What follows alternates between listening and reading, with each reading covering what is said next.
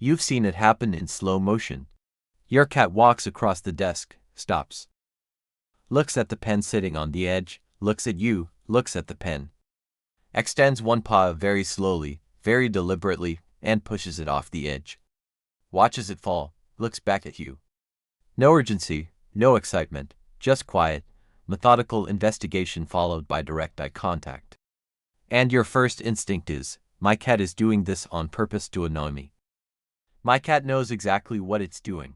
My cat has decided, for reasons of its own, that it would like to watch this pen fall, and would also like me to know that it did this.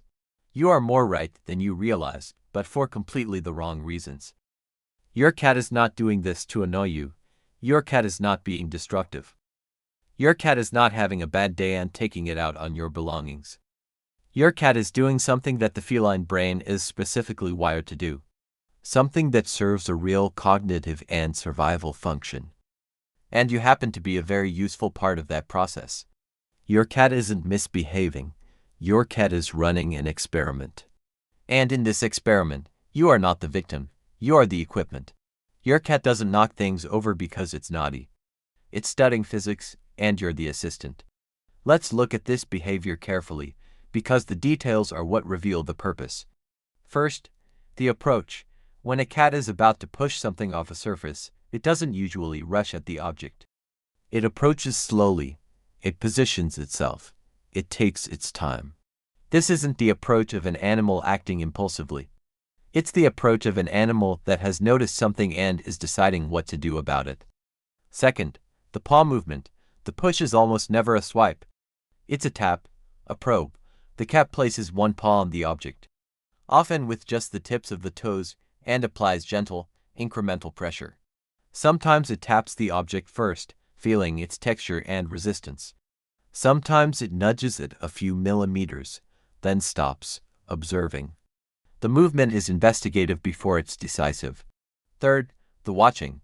After the object falls, and this is the part that most owners remember, the cat watches it fall, eyes tracking the descent, sometimes following it all the way to the floor.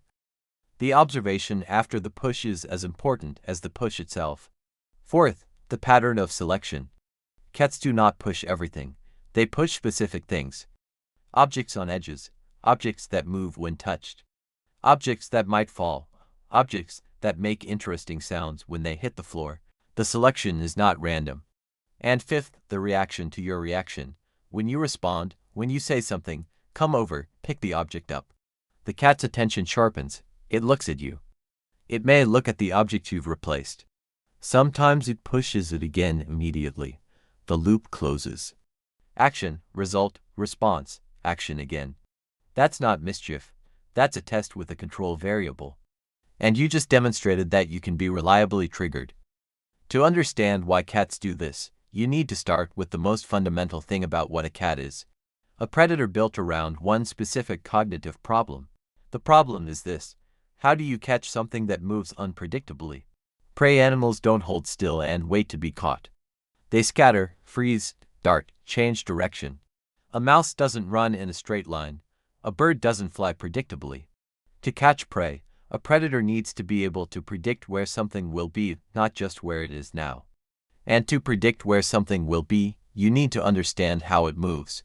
This is the cognitive engine running underneath the table-pushing behavior. The feline brain is extraordinary at reading motion. It can detect movement at speeds and angles that human vision can't follow. It can predict the trajectory of a moving object based on minimal information. The first fraction of a second of movement is often enough for a cat to calculate where to be to intercept. This predictive ability is built-in, biological, and it developed because cats that had it survived, and cats that didn't, often didn't. But predictive systems need to be calibrated. A cat that has never observed how an object of a certain weight and size moves when dropped will have less accurate predictions about how prey of similar weight and behavior will move. Observation builds the model. Testing refines the model. And that is precisely what your cat is doing when it pushes the pen off the desk and watches it fall. It is observing, recording, updating its internal model of how objects in its environment move under specific conditions. It is, in the most literal biological sense, doing physics experiments. There's a deeper cognitive layer to this that goes beyond just watching things fall. Cats have a reasonably well-developed understanding of object permanence, the concept that an object continues to exist even when it's out of sight. This is more cognitively complex than it sounds. Many animals lack robust object permanence and will simply stop searching for prey the moment it disappears from view. Cats don't. They'll track where prey went, anticipate where it might emerge, and wait. When your cat pushes an object off a surface and then looks over the edge, it's engaging exactly this system. The object fell. Where did it go? Is it still there? What happened to it when it hit the floor? Does it move after landing? Does it bounce? Does it roll? All of this is information about how objects behave when they transition from a stable surface to the floor, which is, abstractly, not entirely different from how prey behaves when it moves from one environment to another. There's also something else happening here: territorial and environmental mapping. Cats are continuously building and updating a mental map of their territory, not just the visual layout, but how that space behaves, where things are, yes, but also how things move, what sounds they make, how they interact with each other. Pushing an object off a surface is a way of testing a location in the map. What happens when this thing leaves this position? What sound does it make when it lands on this floor? Does the human react? What has changed in the environment? The table is not just furniture, it is a data collection site. And every push is a fresh data point. And here's where it gets interesting, because there's a layer to this behavior that most explanations miss entirely. The reaction. Most people assume the falling object is the whole point. That the cat wants to watch something fall, or likes the sound, or is bored. And those are partial explanations that contain some truth. But they miss the most important element of what the cat is actually studying. The cat is studying you. When your cat pushes something off the table and then makes direct eye contact with you, holds your gaze while the object is still bouncing on the floor, it is not gloating, it is observing your response to the event it caused. It is collecting data on how the social environment responds to a disturbance. This matters enormously in a social context. Understanding how other beings respond to events, what causes alarm, what causes attention, is critical information for any animal living in proximity to other animals or humans. The cat that knows that this particular action produces a specific, predictable response from the human in the room has more information about that human than the cat that has never tested them.